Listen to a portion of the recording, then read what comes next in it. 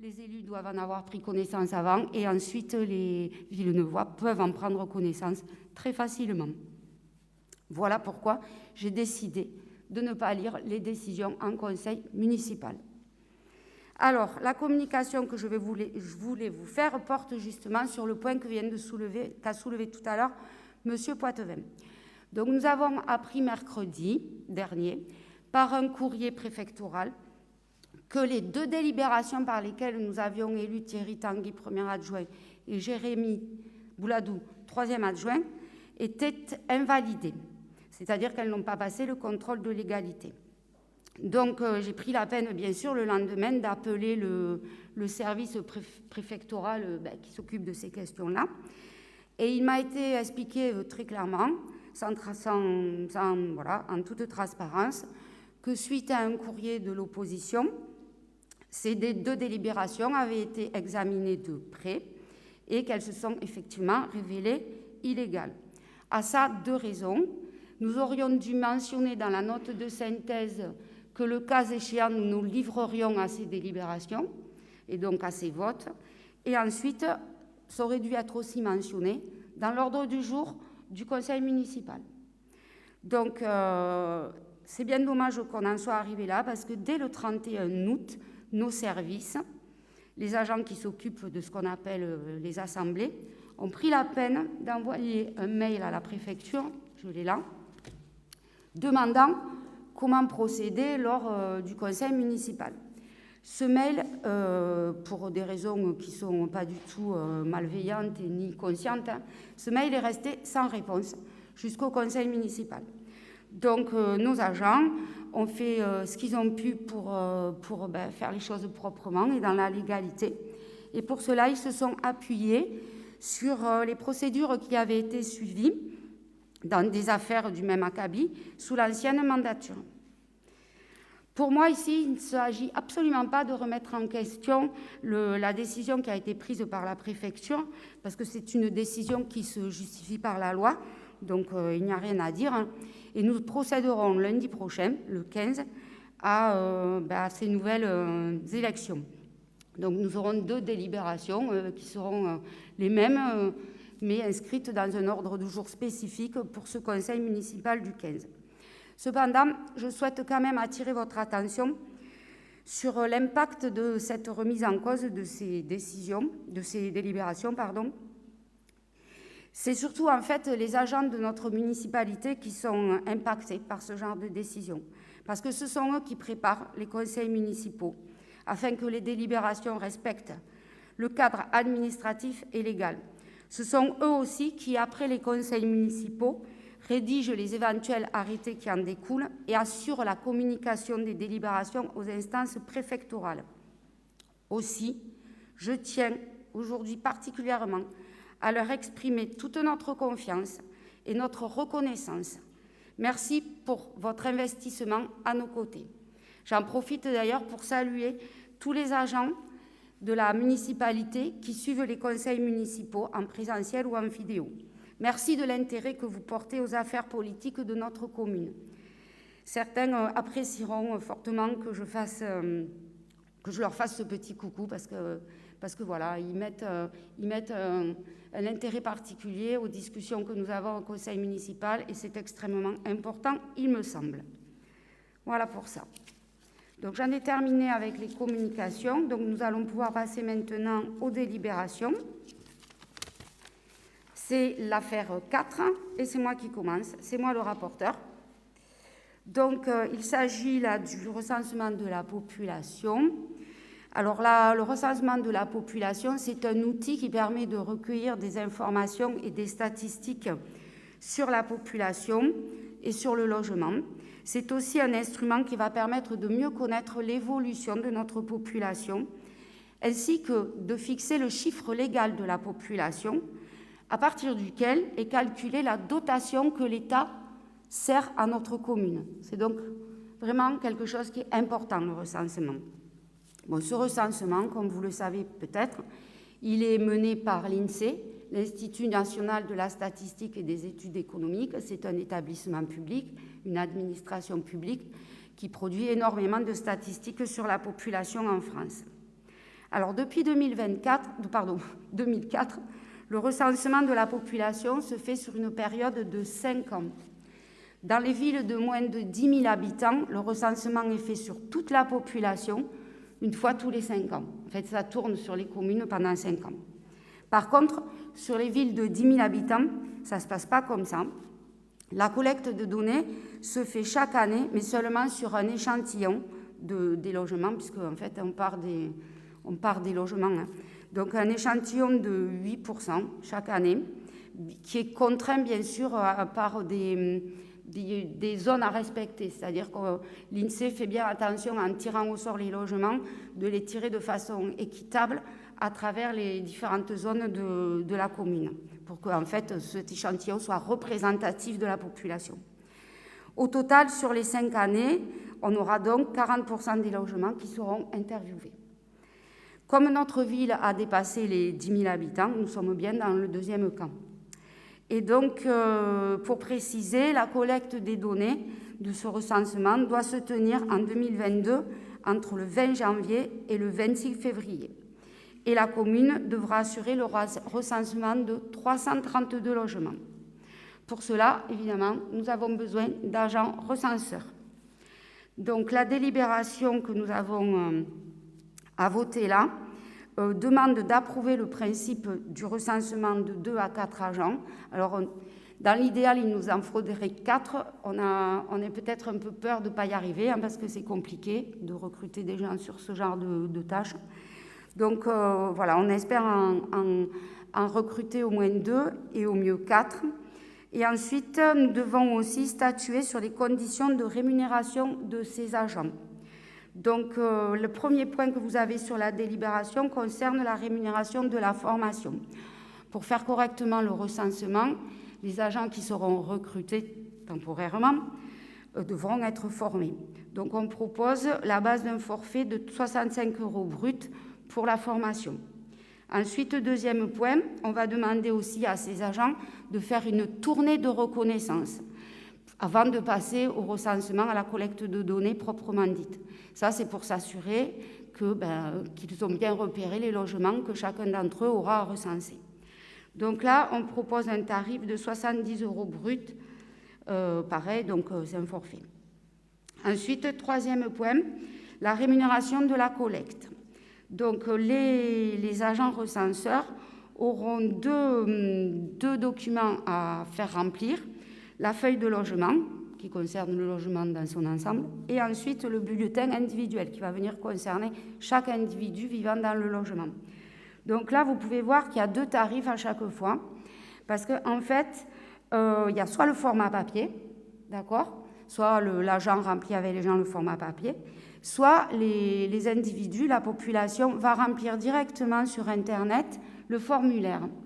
Et en fait, quand l'agent arrivera à convaincre les gens d'aller remplir le formulaire directement sur Internet, la rémunération pour lui sera plus élevée. Pourquoi ? Parce que tout simplement, le travail de saisie des données par l'INSEE ne sera plus à faire. Donc la politique, là, voilà, vous comprenez, c'est d'encourager le fait que les gens vont remplir directement la feuille sur Internet. Ensuite, quatrième point, donc c'est la proposition de poser une prime de 180 € brut si le taux de 60% de bulletins remplis par Internet est atteint par l'agent. Lors du dernier recensement, cette prime était fixée à 180 € brut, mais à partir de 30% uniquement de bulletins remplis par Internet. Or là, il faut pousser, hein, les temps changent, la technologie numérique se répand dans les foyers, donc on peut espérer monter un peu plus haut.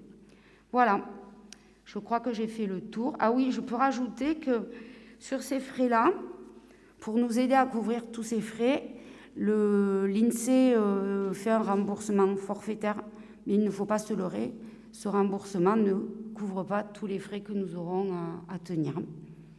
Voilà, est-ce que vous avez des questions ? Non ? Monsieur Patevin.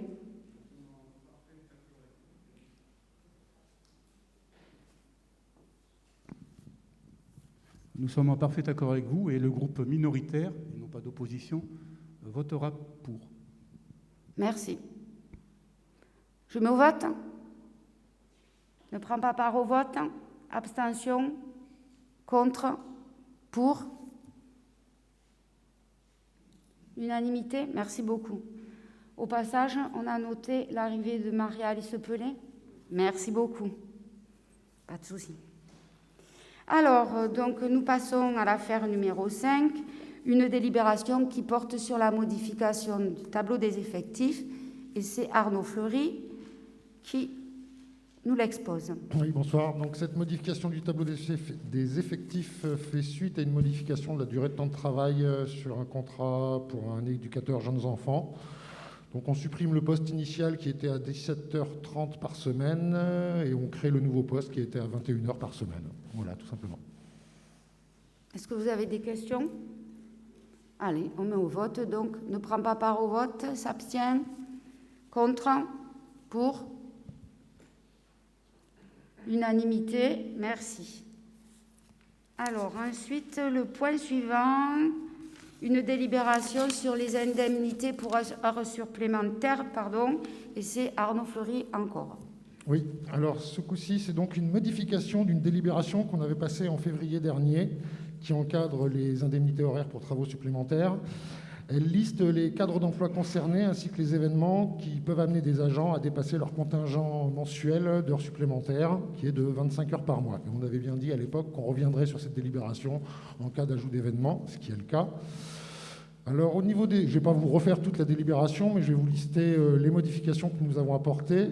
Dans l'article 1, au niveau des bénéficiaires, on a fait une mise à jour du tableau des cadres d'emploi en incluant certains grades qui n'avaient pas été listés à l'époque et qui font partie du tableau des effectifs.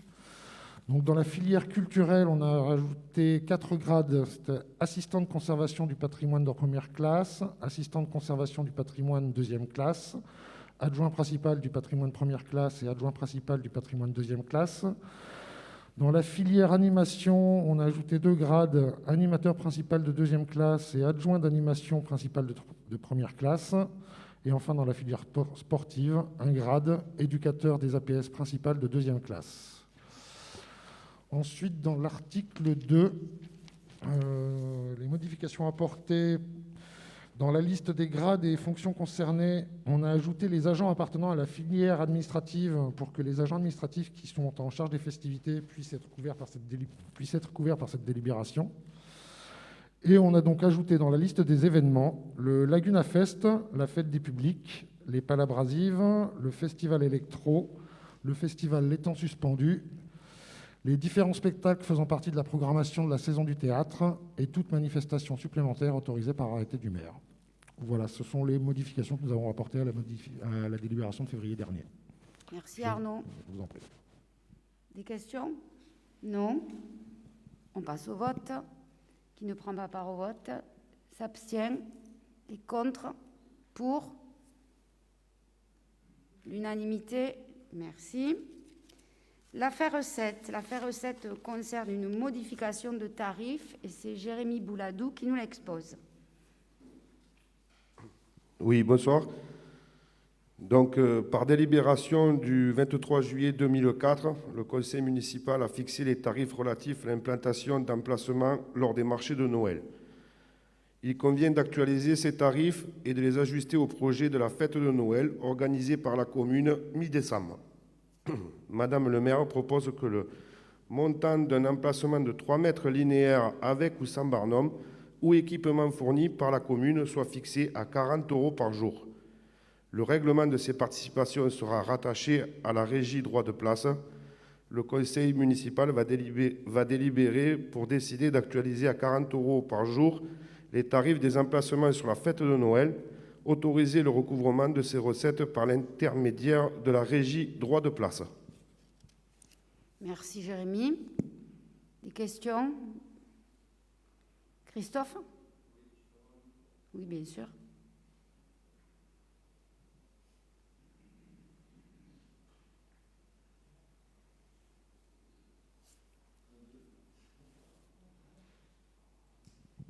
Oui, bonjour.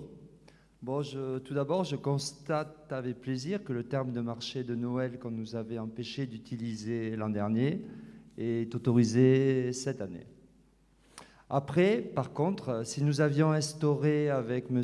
Médas la gratuité pour les commerçants, cette année, bon, il n'est plus question de solidarité et ils devront, s'ils désirent travailler sur le marché de Villeneuve, s'acquitter d'une taxe supplémentaire. Je ne suis pas tout à fait persuadé que ce genre de mesure aide nos commerçants qui en ont quand même encore besoin. Surtout qu'on a basculé sur les festivités, il y a pas mal d'argent utilisé sur les festivités. Je pense que de temps en temps, aider les commerçants, surtout si on veut qu'il y ait des commerçants sur Villeneuve, ce n'est pas systématiquement en les taxant qu'on va les faire venir sur Villeneuve. Merci. Vous répondre? D'accord. Très bien. Est-ce qu'il y a d'autres remarques? Non. Alors on passe au vote. Qui ne prend pas part au vote? Qui s'abstient? Contre? Pour cette délibération? Ah pardon, je suis allée trop vite. Contre? Donc une voix contre. Pour cette délibération?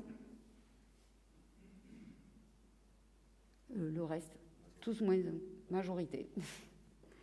Bien, donc nous passons à l'affaire numéro 8, et là il s'agit d'acquisition de parcelles, et c'est Léo Beck qui nous expose cette affaire.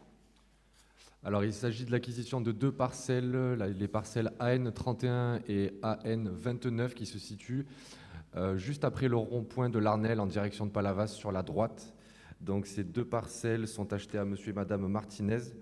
La première parcelle a une surface de 3589 m² et l'autre parcelle est un peu plus petite, elle fait 768 m². Elles sont achetées pour un montant de 5 228,40 €, soit 1,20 € le mètre carré. Ces parcelles, il y a des plans qui sont à disposition sous le tableau où est projeté le conseil municipal. Donc le conseil municipal va délibérer pour approuver l'acquisition de ces 2 parcelles. Est-ce qu'il y a des questions? Christophe? Bon, voilà. Alors la nouvelle municipalité qui devait incarner le changement est dans la continuité de la précédente. En effet, lors des ventes de terrain, elle les pré-rempte systématiquement. Bon, je rappelle que nous possédons déjà plus de 100 hectares. Alors, bon, je vais poser la question, pourquoi ne pas faire confiance aux Villeneuvois? Pourquoi les empêcher d'acquérir un bout de terrain sur Villeneuve? Et la mairie pense-t-elle que les Villeneuvois sont incapables de s'occuper d'un bout de terrain? Merci. À toi, Léo. Alors il ne s'agit pas d'une préemption, il s'agit d'une acquisition à l'amiable. Et j'ai omettre de préciser que sur ces parcelles, il y a un emplacement réservé pour permettre une frontière entre la RD et les zones naturelles des étangs.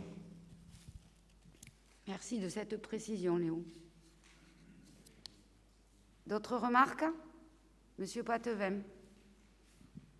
Oui, comme l'a dit monsieur Beck, effectivement, ça va dans le sens de la politique de protection de toutes les zones environnementales riches. Voilà. Ok. Autre chose? Autre chose? Ou pas? Ah d'accord, ok. Bon, bah alors donc je mets au vote. Qui ne prend pas part au vote s'abstient. Qui est contre? Qui est pour? Unanimité. L'affaire numéro 9. L'affaire numéro 9. Donc là, il s'agit d'une cession de la moitié d'une parcelle. Et c'est Thierry qui nous l'expose. Voilà, oui. Je profite d'avoir le micro pour répondre à M. De Rouge concernant l'acquisition systématique des parcelles. Ce n'est pas tout à fait vrai. C'est même un peu faux, d'ailleurs. Les seules acquisitions que l'on fait systématiquement, quand on le peut, ce sont en zone naturelle et en zone agricole.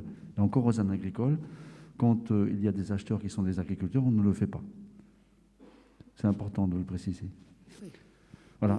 Cela dit, donc là, c'est l'inverse. C'est une cession d'une parcelle Alors, les documents, pour ceux qui sont présents au conseil municipal, sont au pied de l'écran. Pour ceux qui sont en visio, ils l'auront sur leur écran. Donc, c'est une parcelle du côté du pont de Villeneuve qui dessert deux parcelles. C'est donc en fait un chemin d'accès. Ce chemin d'accès appartient pour moitié à Villeneuve et pour l'autre moitié au propriétaire de la parcelle 430, AT 430. Vous le voyez sur votre plan. Les propriétaires de la parcelle AT 199 sont vendeurs et leur notaire, le notaire qui s'occupe de cette vente, leur a demandé de devenir propriétaire de la parcelle pour rendre plus simple le fonctionnement. Ce qui nous avait été posé comme question en commission préalable, c'était de savoir quelle était l'origine de ce montage. Alors, on n'a pas vraiment trouvé l'origine. En revanche, ce que l'on sait, c'est que cette parcelle, la fameuse parcelle AT 199 qui va être vendue, appartenait à la commune auparavant, dans les années 90. Ce qu'on a retrouvé, c'est un PC qui a été accepté en octobre 92. Voilà. Et donc, il y a dû avoir une petite erreur de manipulation à l'époque au niveau des parcelles, et ils ont oublié de vendre avec la parcelle à 199 le petit bout de la 196. Donc aujourd'hui, ce que l'on propose, c'est de faire la cession de cette parcelle pour 1 euro symbolique, à la parcelle, la rattacher à la parcelle en vente, et donc d'autoriser Madame le maire à signer tous les documents nécessaires pour l'exécution de cette présente décision. Et donc on demande au conseil de délibérer en ce sens. Est-ce qu'il y a des questions? Non? Alors, je mets au vote. Qui ne prend pas part au vote, s'abstient, est contre et pour cette cession de parcelle? L'unanimité, merci.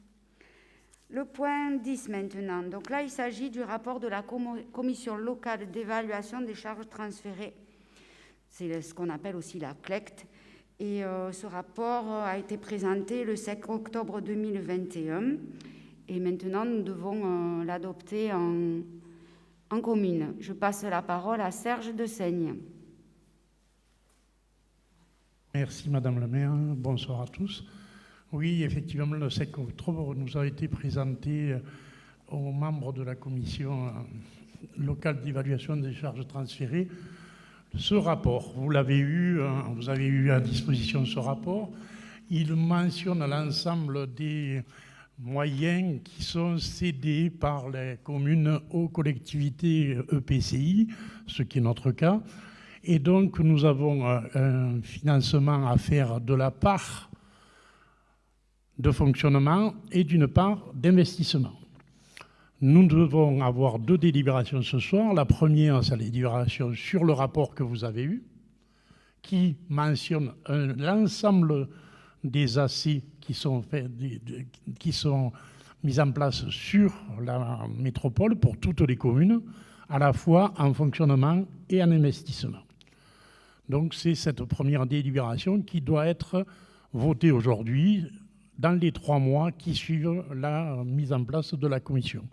Juste une information pour vous, supplémentaire, qui n'est pas écrite, c'est le fait que le prochain conseil métropolitain va être amené à délibérer sur le fait que la commission, la Cour des comptes a demandé à ce que l'on soit dans une vision plus transversale sur les évaluations de charges transférées. Donc vous avez vu dans ce rapport qu'il y avait 3 niveaux au niveau des AC d'investissement qui étaient proposés.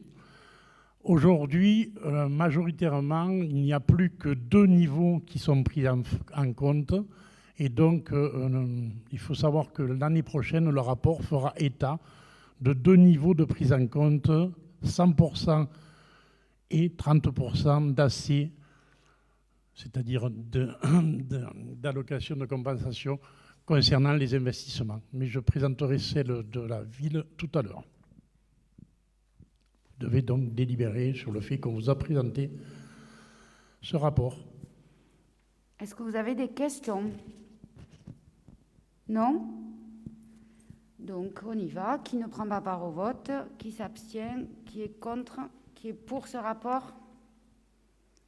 L'unanimité. Merci. Donc le deuxième point concernant la CLECT et les attributions de compensation, c'est aussi Serge qui le présente, comme il l'a mentionné tout à l'heure. Bon, ben là, c'est la partie que vous avez vue dans les tableaux, mais qui a affaire à Villeneuve-les-Maguelones. Donc vous voyez que nous avons une attribution de compensation en termes de fonctionnement qui s'élève à 427 134,71 €, ce qui correspond, alors soyons clairs, à du fonctionnement. Pour autant, en 2015, lors du passage à la métropole, une partie de ce fonctionnement, qui est pris sur notre fonctionnement, servait à alimenter l'investissement de la métropole sur la voirie communale, de l'ordre de 182 000 €. Je vous fais part des centimes, mais ça faisait 182 000 €, 282 exactement. Ça, c'est le premier point. Donc, pour les Villeneuvois, ce n'est pas si simple que ça. Savoir que lorsque nous mettons sur notre budget une dépense de fonctionnement, lorsqu'elle arrive à la métropole, une partie va à l'investissement de voirie pour 182 000. Ça, c'était en 2015. Donc, pour le budget 2016. C'est pour ça qu'en 2017 a été mis en place ce qu'on appelle de l'investissement bonifié. Et donc, vous avez à voter et à prendre en compte que la Commission met en place non plus une attribution de compensation de fonctionnement, mais en plus une attribution de compensation bonifiée d'investissement ACI qui s'élève pour notre commune, vous l'avez en page 14, je m'excuse, qui est de 64 961,86 €. Vous direz, bon, 182 000 plus 65 000. Eh bien non, parce que sur ces 65 000 € d'ACI, c'est-à-dire d'investissement, il y a 19 138 € qui sont réservés pour les questions d'investissement liées à l'accueil des personnes du genre du voyage. Donc pour le moment, il n'y a pas de construction sur Villeneuve, mais chaque année est mis une part d'investissement potentiel sur les gens du voyage et une aire des gens du voyage. Ce qui veut dire que pour la commune, la réalité de l'investissement voirie s'élève à la part qu'on a pris sur le fonctionnement dont je vous ai parlé de 182 282 plus 45 778, auquel doit se rajouter ce qu'on appelle le fonds de concours de la FCTVA, qui s'élève en 2021 à 186 824 €. Normalement, si nous avions fait des travaux par nous-mêmes, nous aurions dû attendre 2 ans avant de toucher ce fonds de concours. Il se trouve que la métropole, par rapport aux travaux réellement réalisés en voirie, redonne 2 ans avant à la ville, pour pouvoir faire ces travaux, le retour du fonds de compensation de la TVA. Et ensuite, il y a la taxe d'aménagement sur ces travaux qui s'élève à 14 000 €. Voilà ce qu'il y a réellement en investissement voirie sur notre commune, auquel on peut rajouter 200 000 € de fonds de concours en 2021, alors qu'en 2020, ils étaient de 100 000 €. Ces fonds de concours, c'est une décision que nous avons inscrite au budget de 100 000 € et qui correspond à 49% d'un complément d'action éventuelle sur la voirie ou sur tout autre événement que l'on voudrait mettre en place avec la métropole. Voilà la réalité des chiffres, puisque On nous avait demandé de le faire à la dernière conseil municipal. Vous les avez entièrement. Je vous remercie. Merci. Est-ce que vous avez des questions? Monsieur Nogues? Mais je voulais remercier Serge pour toutes ces explications. Cependant, je trouve dommage, tu nous avais dit qu'éventuellement, ça devait être revu à la hausse, toutes ces ACI d'investissement.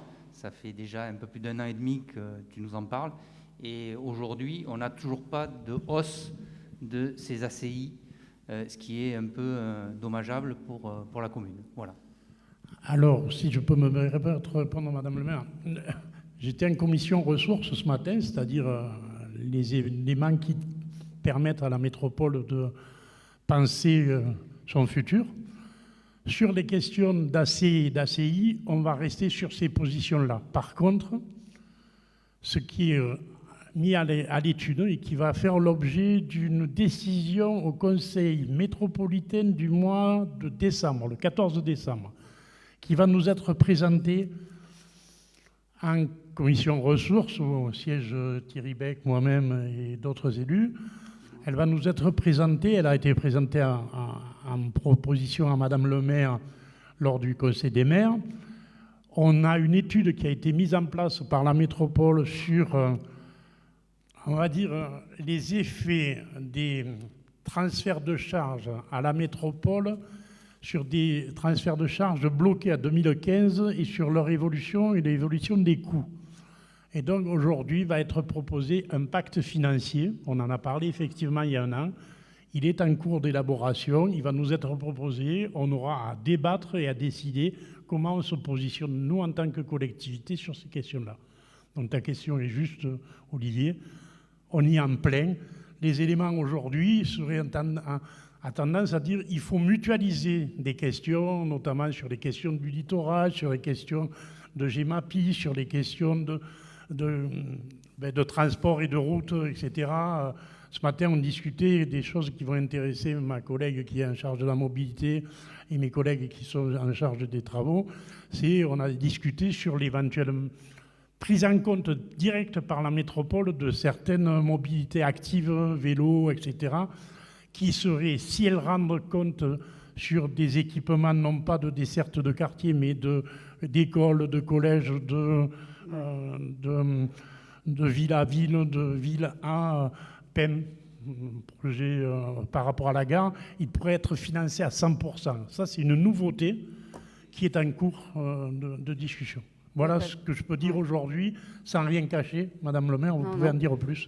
En fait, ce pacte fiscal et financier, il a pour objectif de reposer les principes sur lesquels les attributions de compensation seront calculées et voilà, d'organiser une meilleure mutualisation des moyens à l'échelle de la métropole entre les communes pour avoir quelque chose de plus efficace pour l'ensemble des métropolitains, quelle que soit la commune.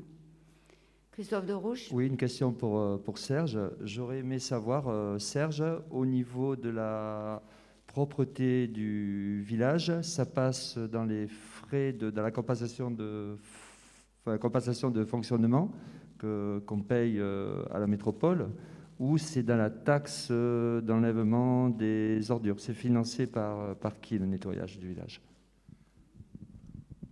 Alors, Christophe, si on parle de nettoyage et nettoiement, donc propreté du village au sens du nettoiement, c'est un service de la métropole qui est payé dans le cadre des AC de fonctionnement, donc par les communes de notre pôle, en l'occurrence Latte, Pérol et Villeneuve, avec du personnel qui fait le nettoiement, c'est-à-dire passer la machine, ramasser, etc.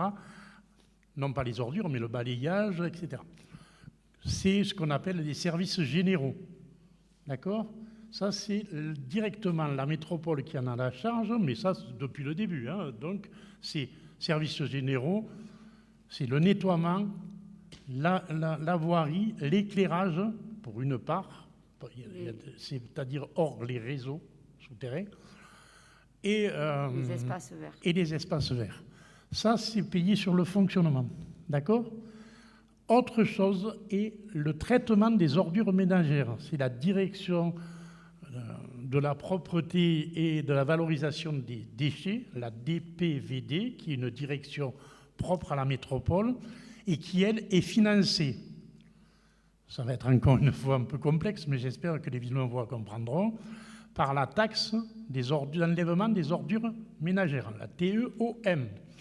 Étant entendu que la TEOM devrait couvrir l'intégralité des enlèvements et du traitement des ordures ménagères. Or, aujourd'hui, c'est encore un truc qui était en débat ce matin, la taxe d'enlèvement des ordures ménagères ne couvre pas le traitement total des déchets, puisque les déchets, pour une grosse partie, aujourd'hui la totalité qui n'est pas traitée via les systèmes de récupération, etc., sont envoyés à Perpignan, puisque les casiers d'enfouissement de Castries ont été fermés.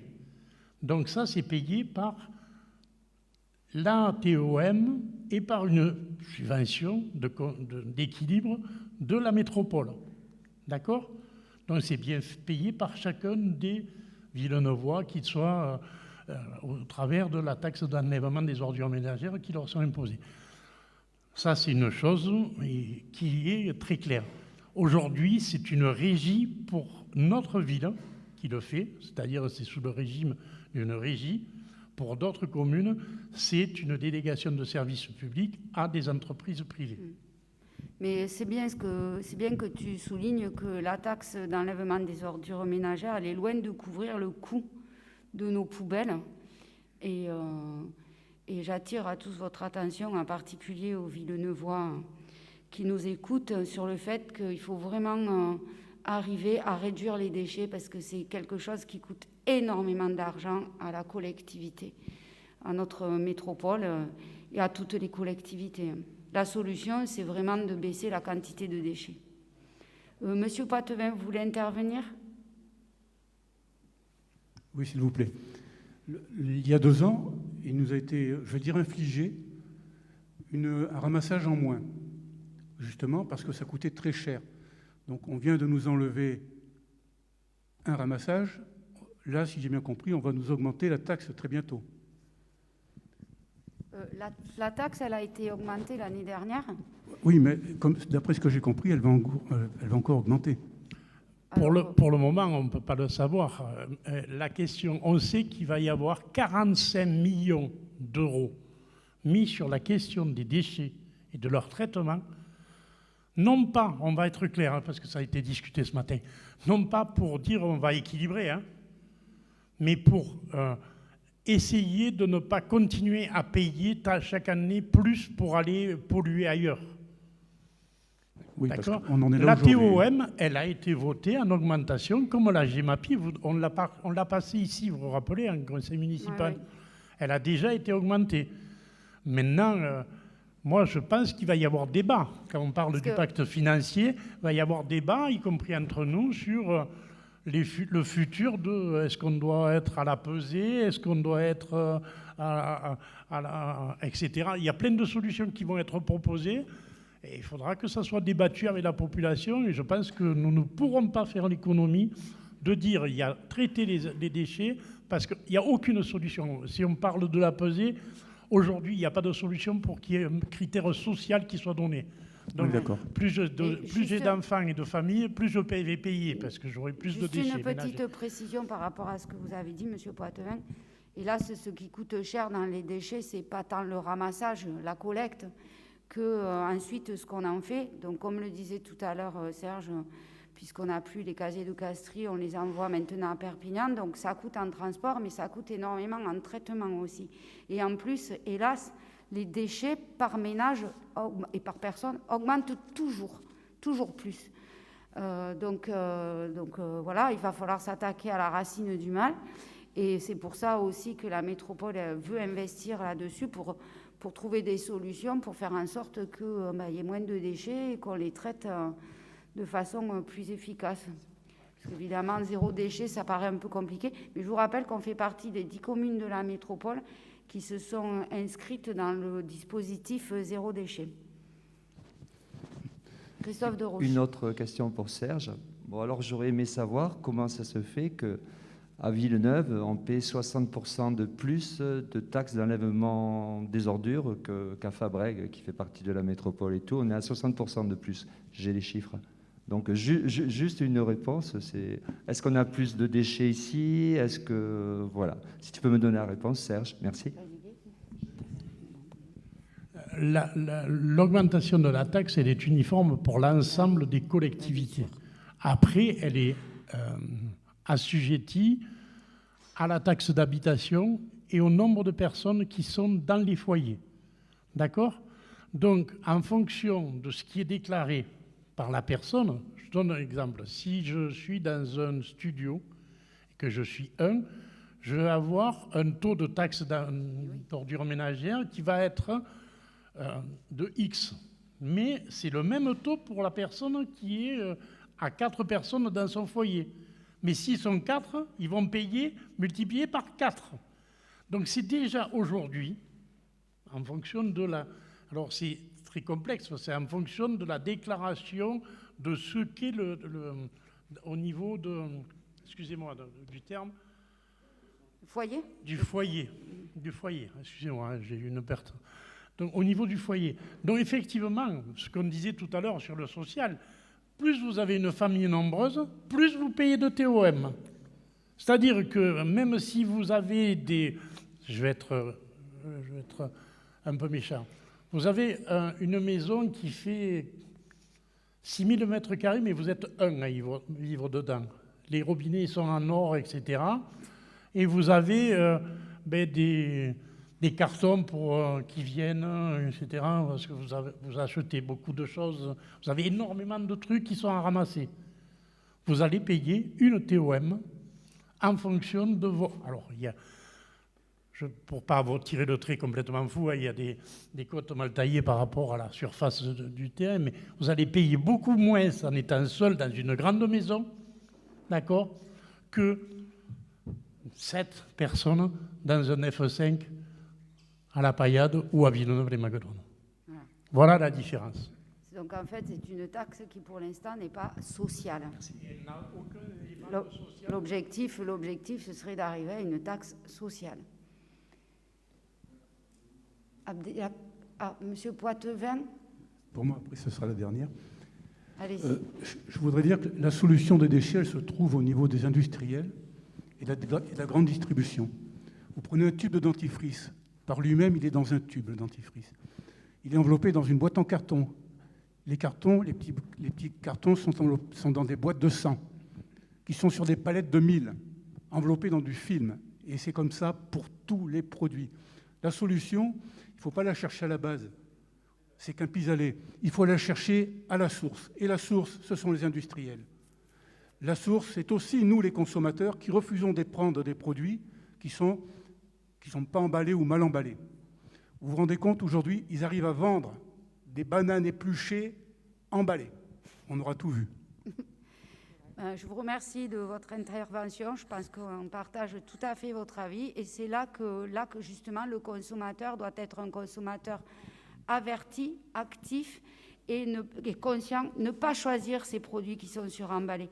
L'emballage fait partie du marketing, en fait. Il fait partie du produit. Il faut se diriger autant que faire se peut vers des produits sans emballage. Et on en trouve de plus en plus, y compris...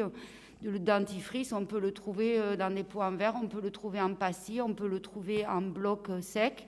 Donc il y a plein de solutions. Oui, voilà, des tubes de dentifrice qui ne sont pas emballés dans du carton, mais il reste quand même le tube de dentifrice qui est en plastique. Et donc, ce n'est pas top. Donc, voilà, il y a des solutions, mais le consommateur doit être vraiment proactif et avoir conscience que quand il achète, il fait aussi des choix de société. Ce n'est pas ça paraît bête peut-être, mais faire le choix de faire attention à acheter un dentifrice sans emballage, c'est un choix politique. C'est un vrai choix politique. Donc, et il n'y a pas que le dentifrice, bien sûr. Le shampoing, c'est vrai aussi, par exemple. Monsieur Abdelak Araga. Merci, madame. Je voulais juste abonder, mais c'est vrai que Poitevin a abondé dans le sens que je voulais dire.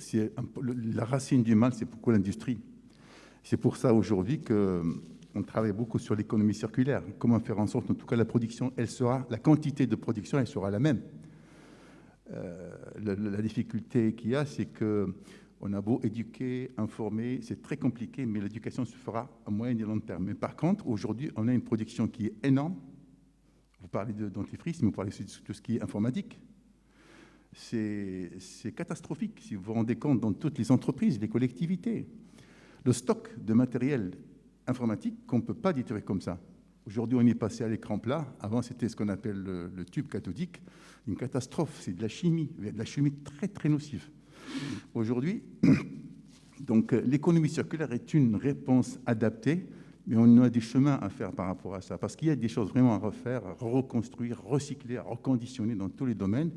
Mais là, c'est une économie aussi, hein, une vraie économie qu'il faut vraiment abonder d'une manière sereine, et je pense qu'il y a de quoi faire. Voilà. Tout à fait. Et d'ailleurs, je préciserai, est-ce que vous savez quelle est la deuxième industrie la plus polluante au monde? Celle du vêtement. Voilà. Je dis ça, je laisse ça à votre réflexion. Jérémy Bouladou veut intervenir. Oui, moi je voulais intervenir, vu qu'on parle des déchets, et plus particulièrement à nous, Villeneuvois, surtout en centre-ville. Je souhaiterais vraiment que tout le monde y mette du sien, parce qu'on trouve encore des déchets encore posés au sol. Et certes, la régie, des fois, ne fait pas très bien son travail. C'est vrai, il faut le reconnaître. Hein. Je suis le premier à y faire à la guerre. Mais par contre, il faut que nous, nos concitoyens, ainsi que tous, on y mette du nôtre. C'est-à-dire que, je vous fais juste le rappel, mettez vos sacs poubelles à tous les crochets, respectez les jours de collecte, et le jour où vous en avez trop, vous avez 2 containers enterrés, un qui se trouve au Point Chaud, un qui se trouve à côté du Crédit Agricole. Voilà, j'ai terminé avec ça. Merci à tous. Merci beaucoup de ce rappel, Jérémy. Si parfois la ville est sale, c'est d'abord parce que certains salissent. Les déchets, nous sommes responsables individuellement de nos déchets. Et on observe, hélas, cependant, de plus en plus de comportements que je taxerai d'incivils à ce niveau-là, y compris de gros déchets laissés dans la rue. Pas plus tard qu'il y a 3-4 jours, j'ai vu un canapé dans la rue. Voilà, alors je ne sais pas, mais il me semble que quand on a un canapé à jeter, on ne le laisse pas dans la rue en attendant que quelqu'un d'autre s'en occupe, en fait. Non, on est responsable de ces déchets. Donc merci aux Villeneuvoises et aux Villeneuvois d'assumer leurs déchets. Pour ça, vous avez les conteneurs, vous avez les ramassages. Il y a aussi la déchetterie du Tot et bientôt la déchetterie de Villeneuve quand elle sera remise en fonctionnement, que les travaux seront terminés. Bon, c'est un peu éloigné du sujet de la... Oui, bon, si on pouvait voter. Voilà, si on pouvait voter, ce serait bien. Donc, le dernier vote que nous avons à faire donc, concerne les attributions de compensation pour notre commune à la métropole. Donc, je mets au vote. Qui ne prend pas part au vote? Qui s'abstient? Qui est contre? Qui est pour? L'unanimité. Merci beaucoup. Donc, je déclare clôturer ce conseil municipal et nous allons maintenant écouter les questions du public, s'il y en a. À vous, le public. Ah oui, je vois une main qui se lève, une dame qui se lève même. Vous pouvez lui passer le micro.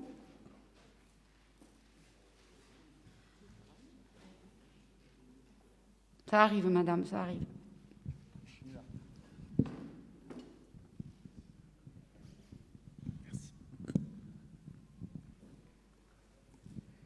Bonsoir. Justement, vous parliez justement de déchets tout à l'heure et de la taxe des déchets, voilà. Mais bon, de toute manière, en finalité, c'est toujours nous, les citoyens, qu'on paye en finalité. Là, ça va augmenter encore. Bon, de toute manière, on n'en est plus à ça près. Et vous parliez de réduire les déchets, mais enfin, c'est ce qu'on fait, hein. Et c'est pas pour ça que la taxe diminue. Hein. On va poser les verres là, les papiers là, les plastiques ailleurs. Enfin bon, on passe notre temps à essayer de ne pas acheter trop avec du papier, des cartons, enfin tout ce qu'il faut. Bon, mais de toute manière, ça ne change pas. À la fin, il faut payer la taxe des ordures. Hein. Bon, ça ne change pas.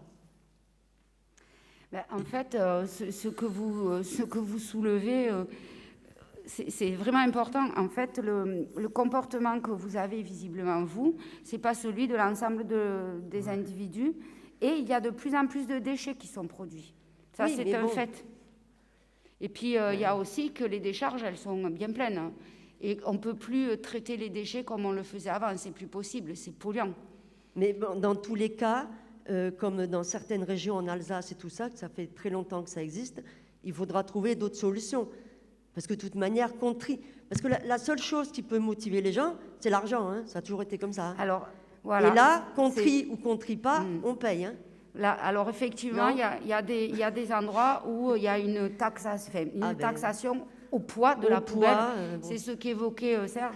Mais il faut réfléchir à cette tarification pour ne pas faire porter une charge trop lourde aux gens qui n'ont pas les moyens de ça. Donc il faut ce soit aussi une tarification sociale, comme on le disait tout à l'heure. Serge, tu veux intervenir ? Madame le maire, madame, il y a une chose qu'il faut savoir. Sur notre territoire, je parle territoire métropolitain, mais aussi le territoire du département de l'Hérault. Vous êtes Villeneuvois, vous savez que nous avons eu une décharge qui a fermé il y a seulement 20 ans, et même moins, et qui fait 31 mètres de haut.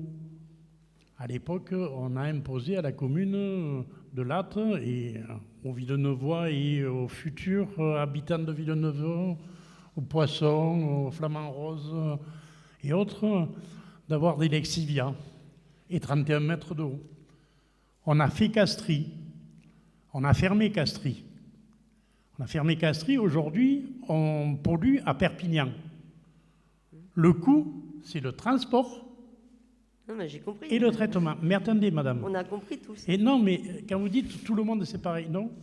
Il y a des surfaces, des régions où le nombre de kilomètres carrés fait que des questions d'enfouissement, ça ne se pose pas et qu'on est à la place d'être à une moyenne de 175 € par habitant sur le coût du traitement d'ordures ménagères, ce qui est le cas de Villeneuve, de Montpellier et la métropole, on est à 100 €. Donc ça fait peser moins aux habitants. Mais on a aussi refusé à des époques les torchères, voilà. Donc c'est pas si simple que ça. Je crois que M. Poitevin a dit quelque chose d'intéressant, c'est comment faire en sorte qu'on ne pollue pas au départ, c'est-à-dire que vous n'ayez pas à faire de déchets. On est dans cette quadrature du cercle qui est on veut consommer un maximum. C'est un problème national et mondial. Donc, voilà, et mondial. Et aujourd'hui, mon collègue Abdelaraga parlait des déchets ménagers et des déchets électroniques. On est très intéressé pour les envoyer en conteneur et en bateau en Afrique noire ou en Inde, comme nos paquebots. Donc, ces questions-là, elles sont vraiment... je ne suis pas un écolo au départ, mais là, j'avoue que je suis obligé de m'y intéresser aujourd'hui complètement, comme tout chacun et vous-même. Mais vous avez raison, madame. Effectivement, c'est un problème national et mondial parce qu'on est en train de payer le prix du passé, des dizaines d'années d'une société de consommation qui produit extrêmement de déchets par sa nature, par ce qu'elle est. Et voilà, maintenant, on se retrouve face à un amoncellement de déchets qui sont liés à une consommation débridée d'emballage et autres pendant des dizaines d'années. Sauf que là, notre planète ne peut plus supporter qu'on entasse des déchets comme ça se faisait par le passé. Donc voilà. Oui, allez-y, madame. Ensuite, pour la décharge, justement, celle qui est en travaux, je voudrais savoir la date de la finalité des travaux. Ça devait être au mois de septembre. Je ne sais pas, maintenant on nous dit janvier, peut-être, je ne sais pas. Non, alors on nous annonce... alors en fait, il y a eu un problème, si je me souviens bien, c'est un problème de structure, voilà. voilà, de structures de génie civil. Donc il a fallu en fait faire des travaux plus conséquents que ceux qui étaient prévus. Et maintenant, ce qui est annoncé, c'est que la fin des travaux serait pour la fin de ce mois-ci, c'est ça, hein? Voilà. Alors après... La fin de ce mois-ci? Oui. Ah bon. OK. Parce qu'il y a l'autre décharge, qui a des bacs qui ont été enlevés. Alors déjà, qu'il n'y avait pas grand-chose. Et en plus, il y a des bacs, parce qu'on nous a dit qu'il y a des travaux aussi qui se sont faits là-bas. Dans la métropole, c'est du grand n'importe quoi, là. Non, Bah, non, on n'est pas au courant de ça. Les gens qui travaillent là-bas, c'est ce qu'ils nous ont dit. Il y a des bacs qui ont été enlevés parce qu'ils font en même temps des travaux là aussi. Oui, mais c'est des travaux mineurs. Ah oui, mais ils ont enlevé des bacs. Ah bah tiens, vas-y, Jérémy, vas-y. Oui, je peux vous répondre. Je travaille là-dedans. Ouais. Donc, non, là-bas, il n'y a pas de travaux. Le seul travaux qui ont été faits, c'est une dalle en béton pour remettre d'aplomb les bennes, la benne, parce qu'il n'y en avait qu'une. Ensuite, il a été enlevé, il n'y a jamais eu, du moins, tout ce qui était armoire à DMS, c'est-à-dire tout ce qui est déchets de matériel, comme disait Abdel, électrique, tout ça. Parce que juste à côté, il y a la rivière qui passe, la Mosson. Tout ce qui est bac à huile, on ne peut pas le poser là-bas parce que c'est pareil, ça va sur les sols polluants, donc ça va tomber dans la rivière. Donc oui, effectivement, vous pouvez y aller en ce moment, vous pouvez vider vos végétaux, votre bois, vos gravats, votre ferraille, vos écros immobiliers, les encombrants. Enfin, en petite quantité, quand même. 1 mètre cube par semaine. Voilà. N'oubliez pas la carte. Oui, alors j'allais en venir. Voilà. Voilà. Pourquoi il faut la carte? Parce que je vais vous expliquer. Je sais pas, les gens d'ailleurs. Non, je vais vous expliquer. On ne va pas aller ailleurs. Hein. Je vous explique, madame. Alors avec un justificatif à la rigueur. Je vous explique, madame. Tout simplement parce que la déchetterie de Villeneuve accueillait les citoyens de Vic et Mireval. La déchetterie de Villeneuve fait partie de la métropole, est gérée par la métropole. Vic et Mireval n'en fait pas partie. Étant donné que les travaux sur la déchetterie de Villeneuve, la déchetterie est en travaux, donc on demande aux gens de Villeneuve d'aller au plus près, c'est-à-dire à la déchetterie du Tot. Et malheureusement, les gens de Vic et Mireval ne peuvent pas accéder à la déchetterie du Tot. Eux, ils sont obligés d'aller sur cette aglopole, Frontignan, enfin, voilà pourquoi on vous demande la carte. Bon, ok, merci.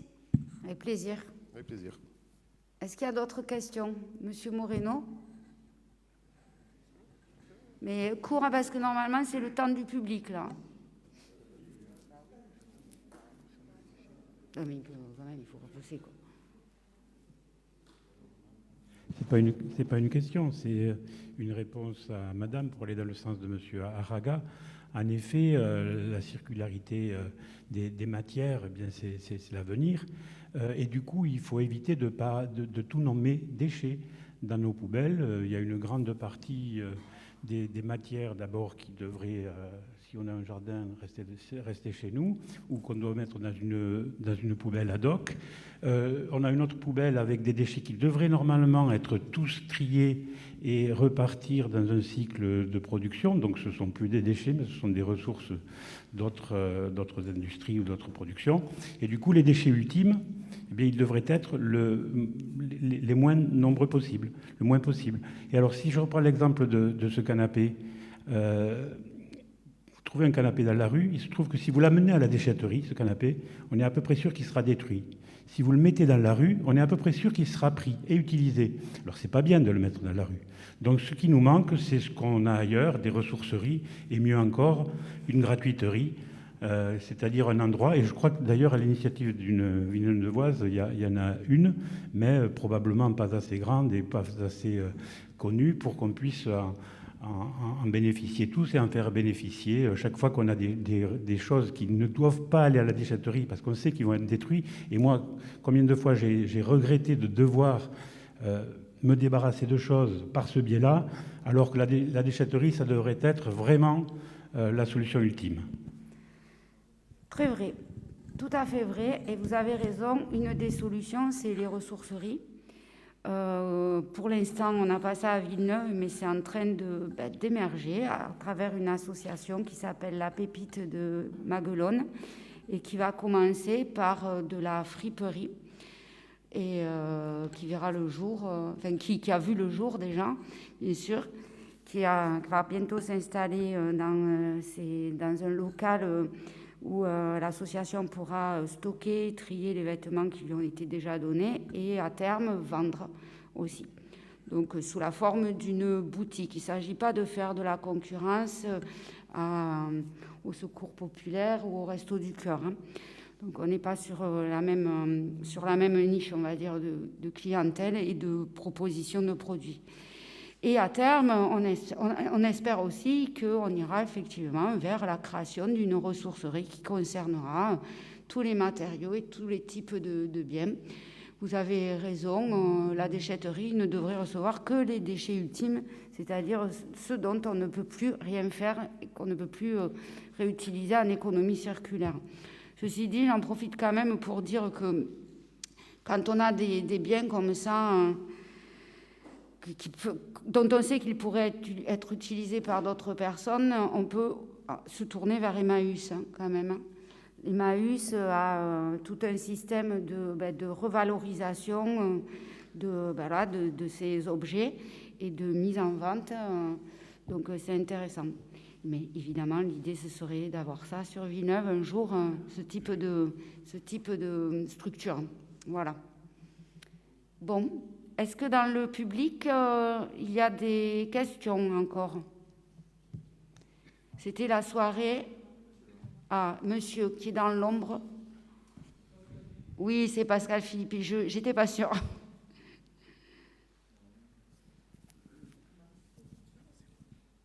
Ah, je m'avance. Oui, bon, tout d'abord, je tiens à remercier la municipalité pour l'article au sujet de mon bouquin.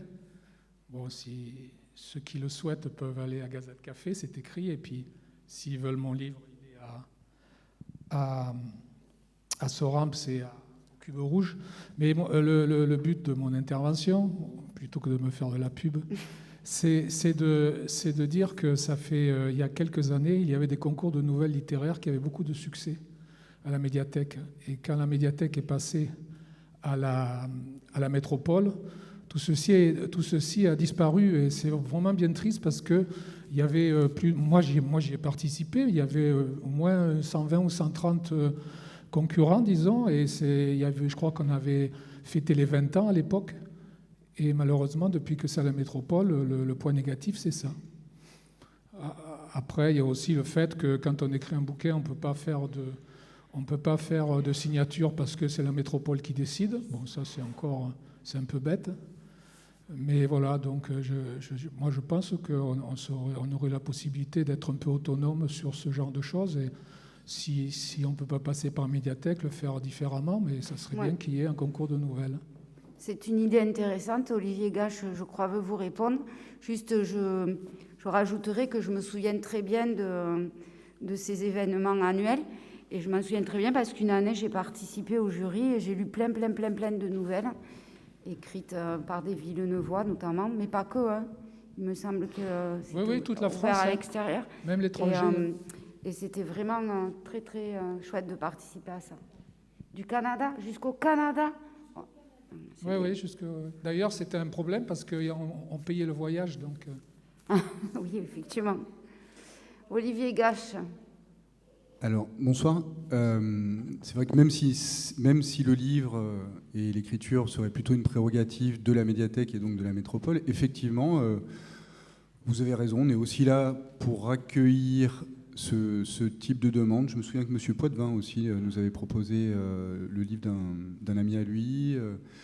Finalement, ce genre de demande arrive relativement régulièrement. On a par exemple des ouvrages sur l'histoire de Villeneuve qui arrivent. Et se poser la question de s'autonomiser comme finalement on le fait sur les expositions, à voir, passez nous voir. Oui, là vous parlez de quoi Vous parliez des signatures par exemple, oui, et bon, d'essayer de rentrer en contact avec un public. Oui, bien sûr, les signatures c'est important, c'est quand même de la culture, mais je parle aussi des concours de nouvelles. Hein. Parce que c'est ça qui fait que les gens auront envie d'écrire et envie de... C'est un stimulant quoi, pour littéraire. Oui. Alors là, je vais parler sans trop y avoir réfléchi, mais c'est vrai que j'ai l'impression d'être un peu dans le même type de demande que nous a fait Monsieur Philippot du collège sur la création d'un festival de cinéma, où notre démarche a plutôt été de dire proposez-nous quelque chose et éventuellement on vous accompagnera, parce que je pense que vous serez meilleur que nous. Vous serez meilleur qu'une municipalité à proposer quelque chose de cet ordre-là, à peut-être montrer une association, et nous, on peut s'engager aussi à vous soutenir dans cette démarche.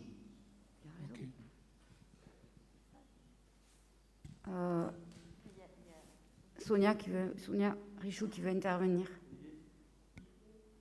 Je vais faire passer le micro. Merci.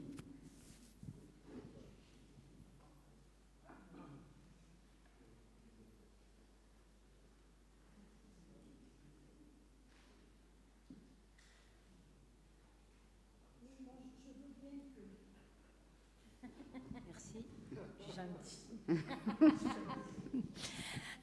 Oui, le centre culturel, le théâtre peut être porteur d'un projet comme ça, mais le plus important, c'est de le faire en collaboration avec la médiathèque quand même. C'est quand même le centre des nouvelles, le centre de la lecture, je dirais, etc. Et c'est vrai qu'à l'époque, vous avez raison, Monsieur Philippi, toujours on parle à l'époque, hein. Donc il y avait plus de 120 nouvellistes qui s'inscrivaient de toute la France et du monde entier, mais ça coûtait très cher. Et je vous signale aussi qu'il y a eu un recueil fait donc de toutes ces nouvelles, ça a été donc édité, enfin, etc. Oui, pour les 20 ans, c'était... Voilà. J'en ai pas été destinataire, mais enfin, je sais qu'il existe.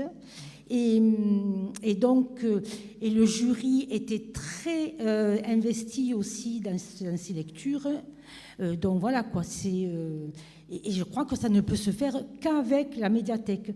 Alors après, la médiathèque peut être porteur de ce projet, et peut-être il faut leur suggérer. Je ne comprends pas, je ne vois pas pourquoi la métropole le refuserait. Voilà. Ben, la métropole a toujours refusé, et la métropole, elle, part du principe que pareil pour les écrivains, c'est-à-dire que maintenant vous avez un nouveau directeur de la culture, hein, il a changé, et lui il veut que réunir tous les écrivains un jour pour faire des signatures, c'est un peu de la bureaucratie, sachant que quand on écrit un bouquin, on a envie d'en faire la promotion tout de suite, on ne va pas attendre un an qu'un bureaucrate décide de faire une réunion de tous les écrivains de la métropole. Enfin tout ça c'est très compliqué et finalement ça ne se fait jamais. Et c'est un peu pareil pour les concours de nouvelles. Concours de nouvelles, ça fait des années que ça dure. Et moi, je me suis battu en tant qu'adjoint à la culture, je n'ai pas réussi. Dès lors qu'on dit ça dépend de la médiathèque, ça dépend de la métropole, il faut attendre parce que la métropole va faire quelque chose de grand sur toute la métropole, et ci et ça, et voilà. Donc, ce sont des choses qui finalement ne se font pas, malheureusement. Mais c'est vrai, vous avez raison. La médiathèque doit être partie prenante là-dedans, c'est sûr. Hein. Mais il y a quand même eu une signature de livre par M. Guerrero qui s'est fait à la médiathèque. L'an dernier, je crois que c'était Alain Guerrero a signé son dernier livre, donc il a dédicacé à la médiathèque ici à Villeneuve. Oui, mais c'était quand? Parce que c'était du temps de M. Gudin de Villerin qui était directeur de la culture à la métropole, et comme le nouveau directeur n'a pas les mêmes perspectives politiques de la culture. D'accord. Oui, Cécile Guérin.